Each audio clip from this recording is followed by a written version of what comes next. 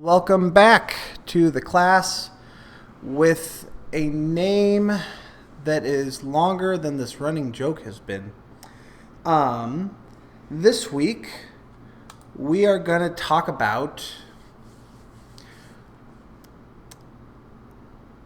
well, it says soul hijackers, but and that is true, we are going to talk about that, but really this week is going to be about running through an example together, right? Because I'm a teacher at heart, and so we've talked about all these tools, but a bad teacher would be like, all right, here's your tools, go figure it out. No, it's like, here's the tools, now let me actually walk you through a couple problems, and we'll see how they actually work together. So that's kind of our goal this week, since kind of the goal of this class was for you to take these tools and apply them to your life and self-evaluate. So we're going to talk about a couple things. Got to learn a couple more vocab words. And then we're going to walk through somebody's life together, and we'll see how many of these tools you can pick out and apply. So with that said, a couple weeks ago, we talked about these 6 elements: deprivation, disassociation, unconscious arousal, futility, lust, and anger. And we said those are the 6 elements that compose unwanted sexual behavior. And that's true.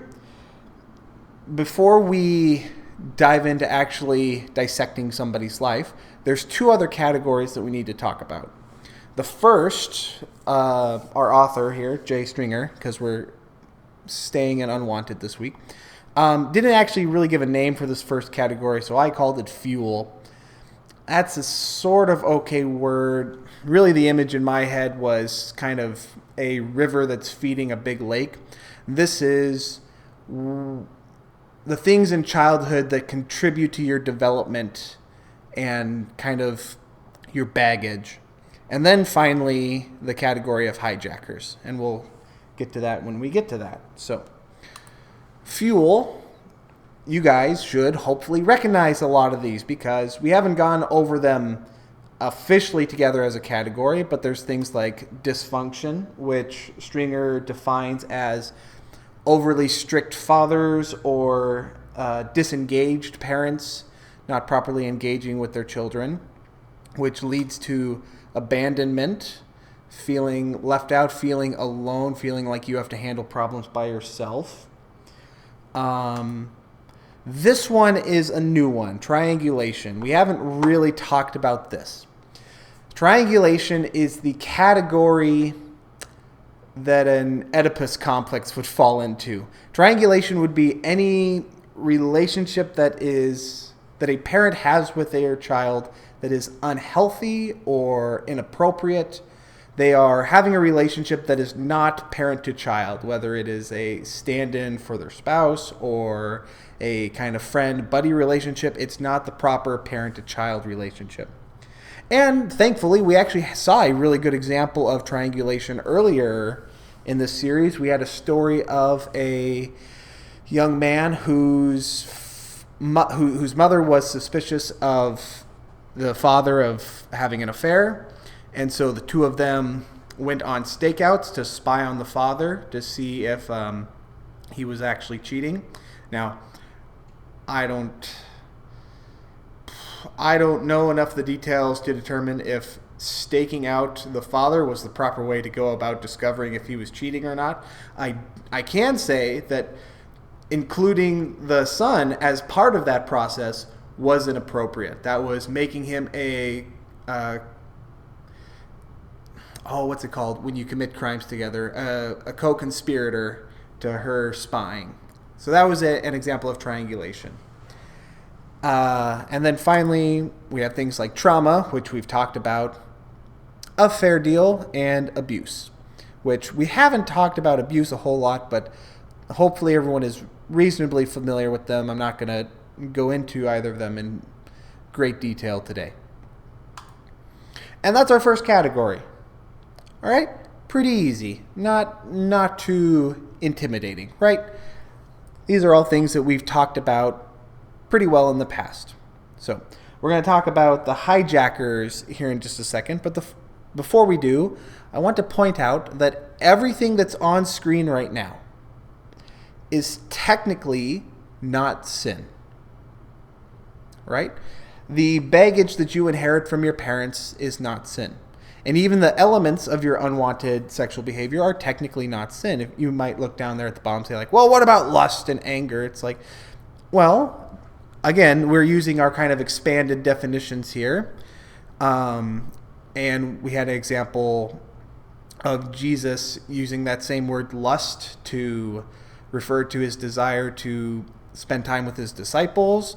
We have the famous example of Jesus getting angry, right? So anger and lust are not intrinsically, well, how do I put this? Anger and lust are not automatically sinful. They do get sinned. They are used for sin a lot, because we're going to talk about hijackers, which is when we actually take these things and engage with them in a sinful manner.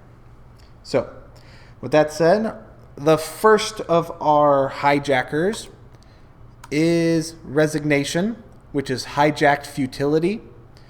The second is perversion, which is hijacked lust, and degradation, which is hijacked anger. And we're going to kind of dissect each of these a little bit more. So, taking them one at a time. Resignation. And I'm going to go ahead and read from Unwanted. I believe this is chapter 9. Yes. All right. The word resign is taken from the Latin resignare, meaning to unseal or cancel.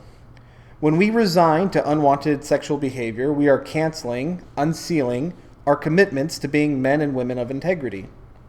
When futility goes unaddressed, it will eventually taunt us with the message that nothing can be done to change our situations. When we attempt to change, we may even hear ourselves say, "There is too much sexual brokenness behind me to overcome.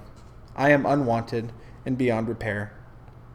Rather than transform this toxic message, we find it easier to collude with it. Our lives are hijacked each time we choose indifference with the things that matter. Your first experiences with resignation may not have been overtly sexual. Instead, they come in the form of a third drink, binge watching your favorite shows, and gradually falling behind at work. These experiences are often the gateway drugs that either lower our defenses or increase our frustration. Unaddressed, they propel us into unwanted sexual behavior. Within a study of 932 people struggling with compulsive sexual behavior, 42% reported chemical dependency and 38% reported an eating disorder. Resignation is like compounding interest on a loan. It starts small and swells with time. Are we going to click here? There we go. The goal of the evil one within resignation. My computer's acting up. The goal of the evil one within resignation is propagation. Evil is never content with futility in one sphere of life. It wants to invade all of them, particularly the places that hold the greatest potential for beauty. I do not believe that the kingdom of darkness cares terribly much whether futility starts with our sexual behavior, or our careers, or our families. It knows that when we resign in one area, our defenses in all other areas will follow suit. When the pattern of resignation is established, we find ourselves conceding to sexual stories we never would have wanted. The advancement is brutal and yet simple. Men and women often wait until crises before they confront their resignation to unwanted sexual behavior. When I meet these clients, they often shed tears as they name the insidiousness role of resignation.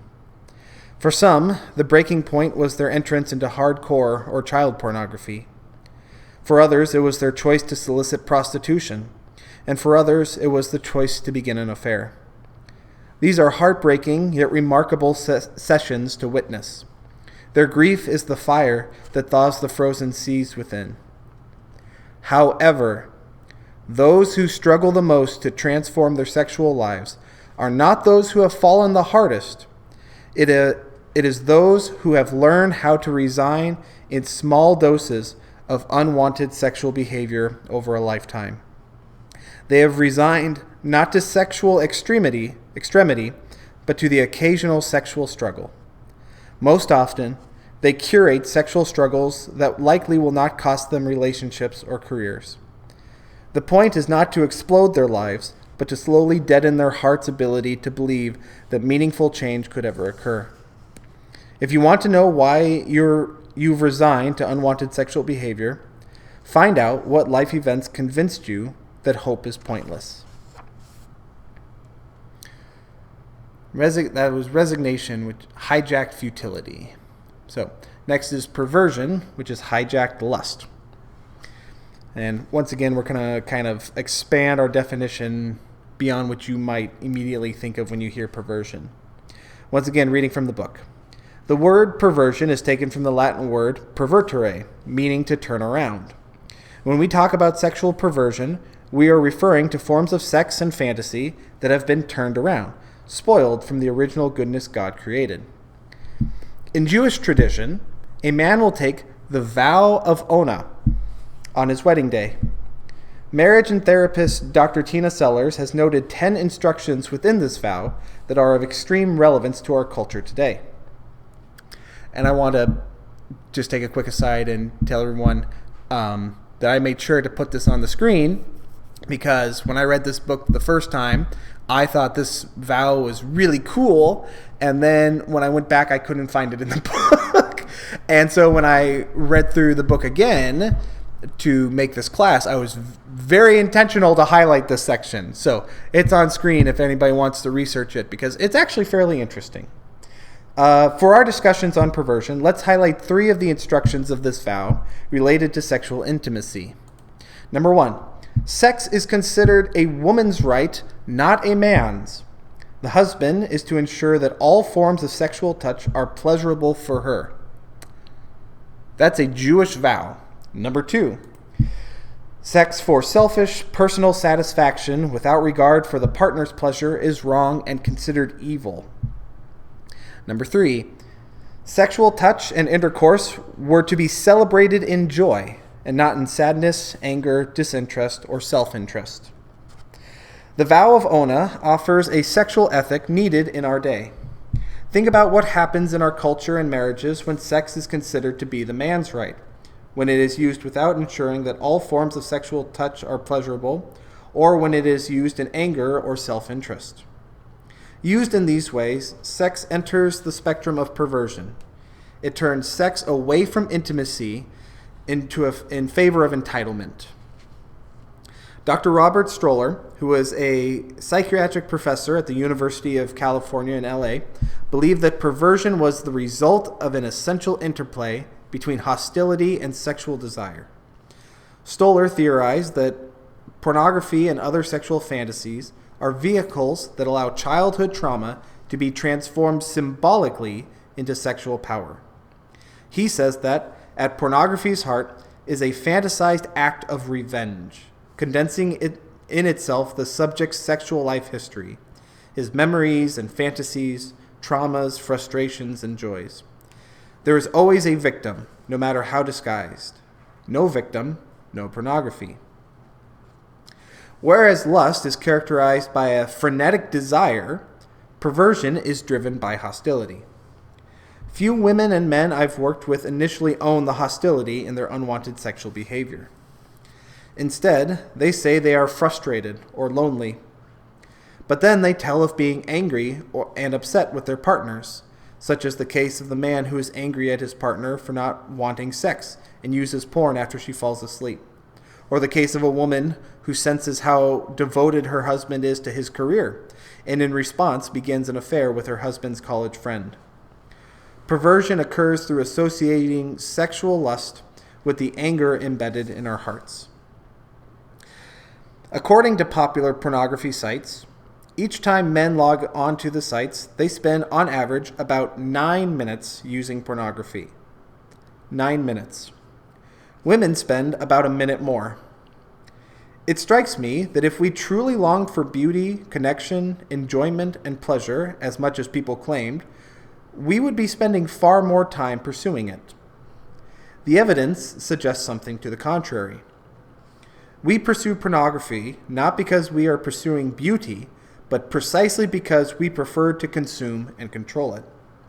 With time, pornography will become a form of restitution in which we demand that the object of our lust suffers the loneliness, anger, and confusion we do not know how to suffer. If you wish to stop your perversion, learn to listen to your lust.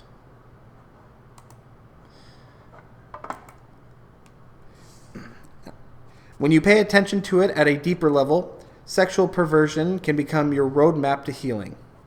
Studying the specifics of your perversion will help you gain a sense of what you are truly seeking. I really like this book because we've kind of touched on this idea before of listening to your lust or your fantasies. And we've touched on it before because I'm going to jump back to the intro of the book, not even chapter 1, to the introduction. Stringer writes, "Despite the overwhelming grip of shame and guilt, I do not believe that sexual fantasies are something to condemn. Sexual arousal is one of the greatest gifts God has given us, and we do not need to spend a lifetime annihilating it. And although some sexual behavior is abhorrent and should be discontinued, addressing sexual struggles through the lens of abhorrent behavior intensifies shame, and shame drives us deeper into the very behavior we wish to stop. There is another approach. It begins by listening to our lust. Sexual failures, internet searches, and browser histories expose our sin, but far more, they are roadmaps. Sexual brokenness pinpoints the location of our past harm and highlights the current roadblocks that keep us from the freedom we desire. If we are willing to listen, our sexual struggles will have so much to teach us. You may not like the map you've been given, but to navigate your way out of unwanted sexual behavior, you will need to pay closer attention to what it desires to show you.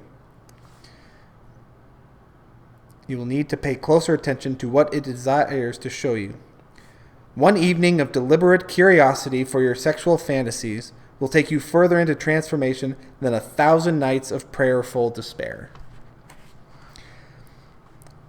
That is how this guy starts the book, is the idea of your desires, your lust has something to tell you. I actually think this is an important lesson as humans. Your emotions have things to tell you. As men, we sometimes like to push down our emotions and put them in a box and not deal with them.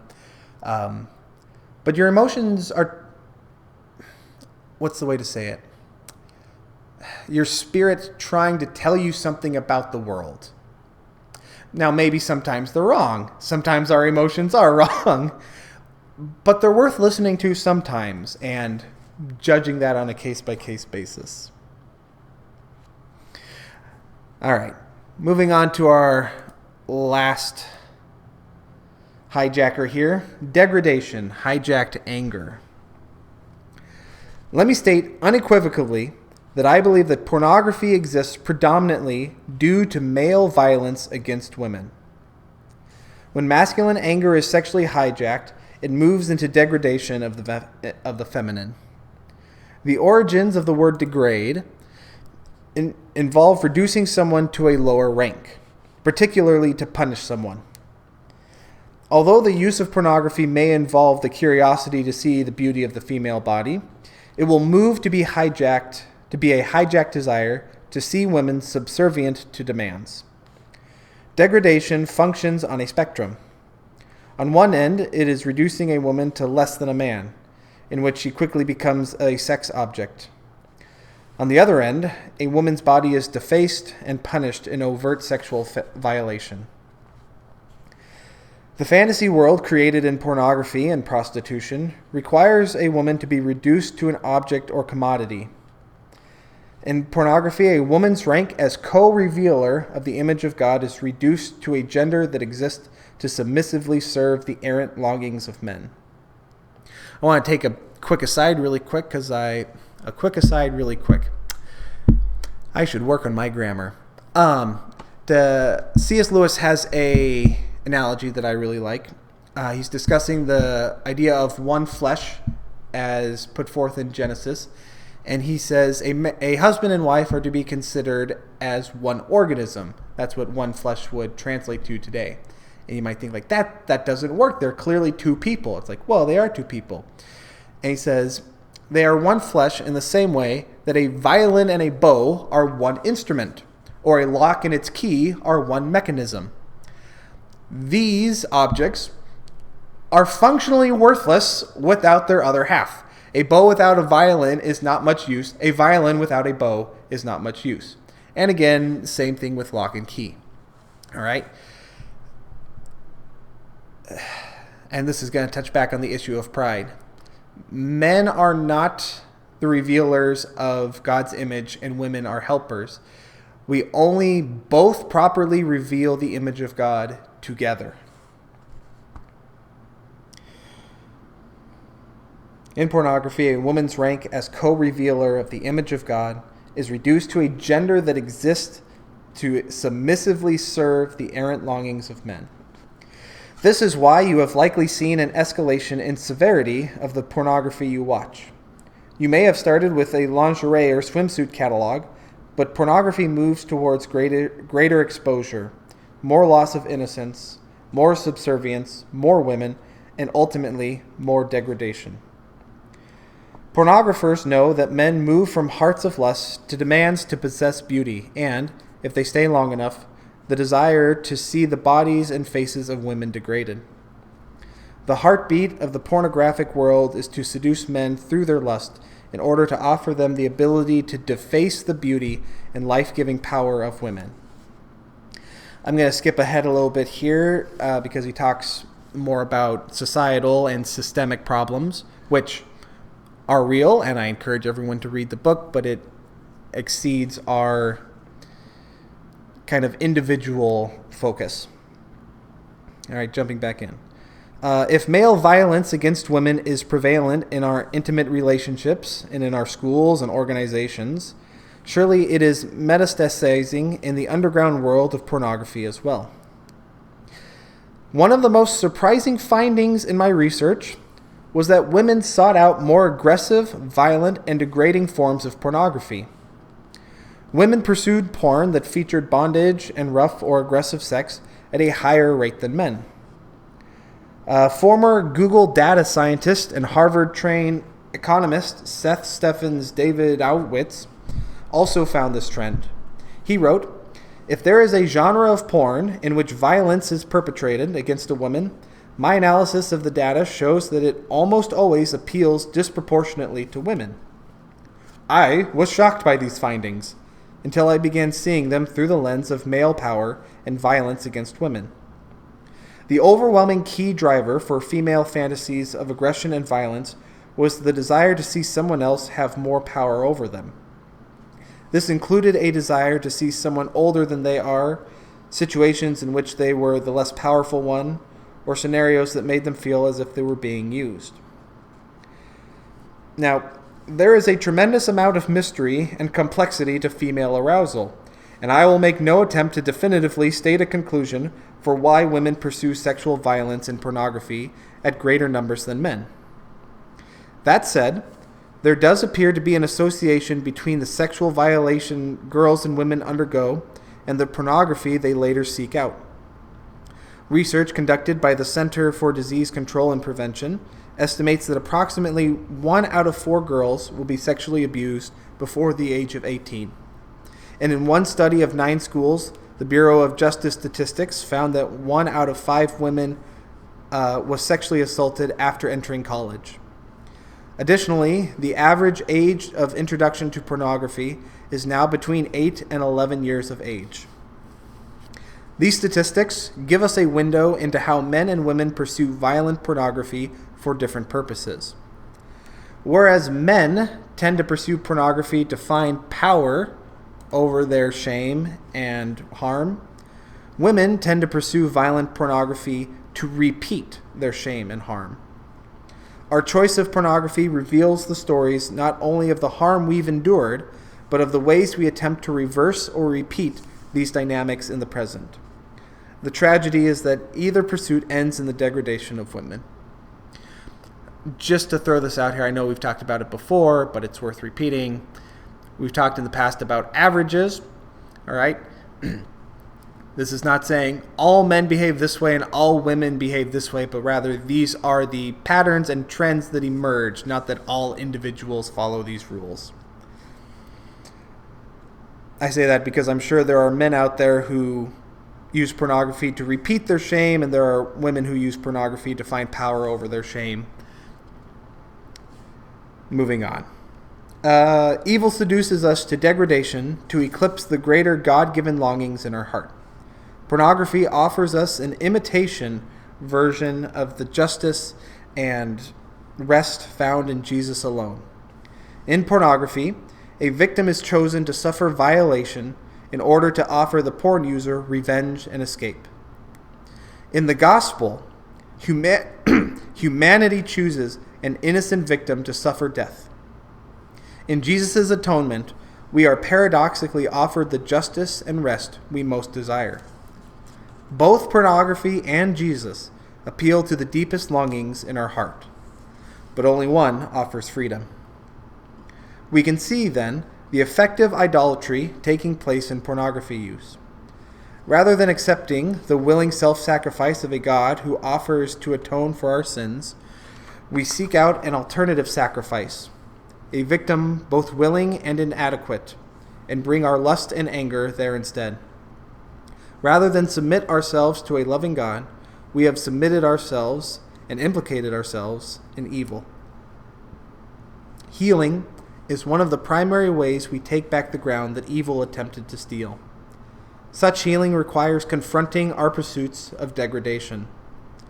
Men need the honesty to name the ways they've misused their power, specifically in the harm of women.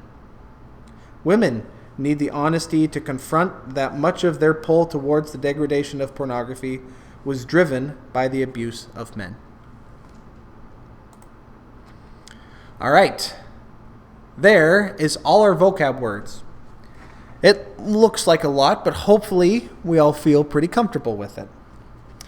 So, now we're going to walk through somebody's life. In the book here, it's actually titled Unwanted Sexual Behavior, the Movie. So we're going to walk through a script of somebody's life, and I'll throw up on screen when the relevant attribute here comes up. And you could play along, and you could listen and try to figure out which one is going to pop up, or you could just sit and consume it because I'll just give you all the answers. All right. With that said, we are going to introduce you to a man named Chandler, who is a senior pastor of a church in the Midwest. Prior to therapy, Chandler would have said he was born in a godly home. He recognizes now that the story is more complicated. Chandler's dad was a construction contractor and a pretty successful one. He put food on the table, attended Chandler's games, and made time for the whole family to be together. Chandler told about the most glaring reality of his father. I never had the sense my dad really liked my mom. He rarely enjoyed her and would criticize her for almost any decision she made. I was really sensitive to that. Somehow, I knew that part of my task was to be a good son and become the type of man my dad could never be for my mom. Chandler's mom was playful but hurting. Even though she never said so, he could tell she was struggling. What makes Chandler a remarkable pastor is also what led him to pornography. I learned how to see and meet other people's needs well, but I never learned how to address my own. Deprivation and triangulation. In middle school, Chandler discovered that his dad had a descrambler on the television in the basement. It was a device that would allow him to see channels that were normally scrambled, notably Cinemax and the Playboy channel. That's arousal. Also, notice the father's deliberate choice to allow pornography into the home. One weekend, Chandler had a sleepover with friends and introduced them to pornography. Chandler recalls what happens when his dad came down the stairs. My heart was beating so fast, and my dad, cool as ever, just said, "Chandler, I need to talk with you." We walked into the laundry room, and he said, "I don't want you watching that stuff with your friends around. You need to apologize to them and keep the TV off the rest of the night." Chandler remembering feeling so relieved and confused. His father was not angry, but was giving him permission to do what he wanted in private. I didn't need to fight it anymore. It was so strange, but I was angry that he was not angry. Resignation and anger. It did not even occur to Chandler until therapy that his father was also addicted to pornography. In seminary, Chandler experienced a lot of victory and healing with pornography. He did not want to be seduced by things that brought shame. He wanted his conscience to be clean. He met his wife in the last year of seminary, and 6 years later they had 3 kids. Chandler grew a young adult ministry to more than 500 people, and within a few years the church leadership was talking to him off record about becoming the senior pastor. I wanted the position so badly, and began talking about how out of touch the senior pastor was with the up-and-coming generation. Lust. Within 2 years, Chandler was hired as the new senior pastor. Life was beautiful and meaningful. Becoming a senior pastor was the best and worst thing that ever happened to Chandler. The growth of his church became his sole focus. He notes, "When I got into this role as the senior pastor, I stopped caring for myself. I used to jog and go to the gym a few times a week, but my schedule intensified after my promotion. I was quickly adapting to the new normal of this role. Crisis. It got to be too much for me. I needed to preach 45 plus times a year, grow a church, and run a staff of almost 100 people. There were some things I did well, but some things I was completely failing in. Deprivation and futility. My wife and kids wanted more from me, and I resented them for it. That includes anger." Chandler's first use of pornography as a pastor occurred when he was alone in his office late on a Friday afternoon. Almost all of his staff had left for the day, and he was attempting to finish a sermon he had no desire to preach. Futility. He logged onto Facebook and spent a half hour scrolling through his timeline. Dissociation. Chandler clicked on the profile of a woman he had had a crush on in high school. He found himself wondering what life would have been like if he had not been a pastor, but instead had pursued a normal job as her husband appeared to have. Also disassociation. The moment it occurred to him that he did not want to be a pastor, he felt an incredible desire to see pornography. Chandler turned off his phone Wi-Fi, went into a private bathroom, locked the door, and masturbated to pornography. Arousal and disassociation. Chandler felt immense amounts of shame afterwards, but dismissed his mistake as a fluke. I know it's not something we talked about. As a quick aside, and I didn't include it because it's not in the book, but I almost wish I had included a little denial, a word that I could light up here. He prayed, asked God for forgiveness, and then returned home to watch a movie with his wife. I felt as if I wanted to tell her or someone that I was tired and wanted something else for my life.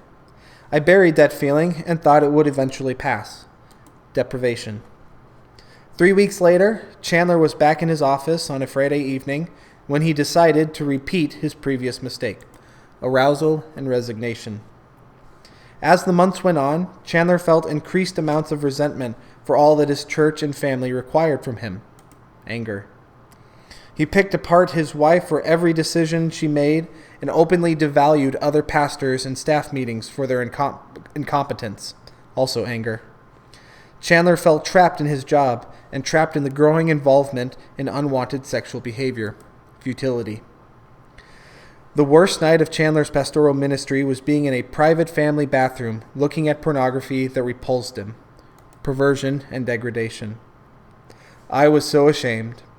I was content. It was content I never thought I would ever be aroused by. I was a hypocrite, but my shame drove me deeper into my perversion. When I wasn't feeling terrible, I felt numb. I spent more time on Facebook, reading blogs, really anything to distract myself from where I was in life. Disassociation. It was at this time that Chandler started using his work computer to look at pornography. It was this It was as if I let myself off the hook. I knew that if I looked on my work computer, the IT department would find out and my job would be in jeopardy. I thought about fighting it, but I gave in, thinking it really wouldn't matter if I were eventually going to stop being a pastor. Futility and resignation. I stopped caring about what would happen to me. I was waiting for something to explode. Then, one Tuesday morning in March, an elder knocked on my door and said, "The church is going to have you take a couple of months off.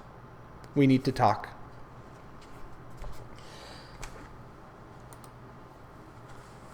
There are a bunch of words there on the screen.